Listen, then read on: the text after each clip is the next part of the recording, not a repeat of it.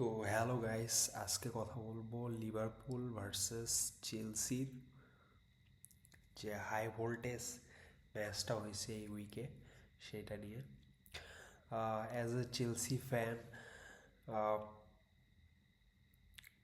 এই উইনটা একটা স্বপ্নের মতো কাইন্ড অফ। গত কয়েক ম্যাচ ধরে ম্যানচেস্টার ইউনাইটেডের সাথে পয়েন্ট ড্রপস, দেন ব্রাইটনের সাথে পয়েন্ট ড্রপ। আসলে তারপরে এতগুলো ইনজুরি, অনেক বেশি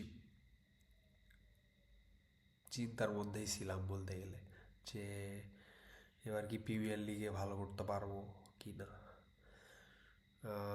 অ্যাজ এ ওয়ার্ল্ড চ্যাম্পিয়ন্স সবসময় চেলসি ফ্যান যারা আছে তাদের মধ্যে সবসময় একটা এক্সাইটমেন্ট কাজ করে যে এবার তো প্রিমিয়ার লিগে অবশ্যই একটা ভালো লেভেলের ব্যাটেল দেওয়া উচিত। বাট প্রথম কয়েক ম্যাচের পারফরমেন্সে সেটা মনে হচ্ছিল না। Chelsea is Chelsea, big match মানে চেলসি। বড় একটা ম্যাচ চলে আসলো, চেলসির পারফরমেন্স আসা শুরু করে দিল।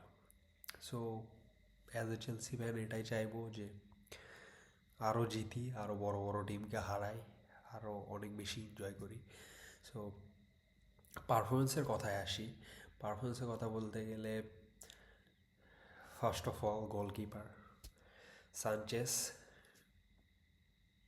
যাকে নিয়ে মানে ফ্যানদের মধ্যে এক্সপেকটেশন কমই থাকে, কারণ প্রত্যেক ম্যাচে একটা না একটা ভুল করবেই সে। বাট এই ম্যাচে অনেক ভালো পারফরমেন্স দিছে, এটা অবশ্যই বলতে হবে। তারপর সেন্টার ব্যাক ম্যান বাদিয়াশিল, কেউ এক্সপেক্ট করেনি যে বাদিয়াশিল এত ভালো পারফরমেন্স দিবে।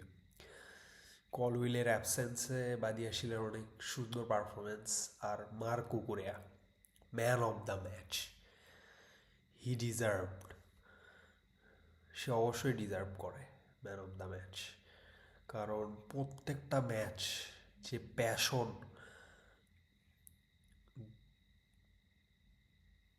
মানে কি বলবো, what a performance man, what a player, dream player সব টিমদের জন্য। জাস্ট পারফরমেন্স সেই, এভাবে পারফরমেন্স দিতে থাকো, তাহলেই আমরা ভালো কিছু করতে পারবো অবশ্যই।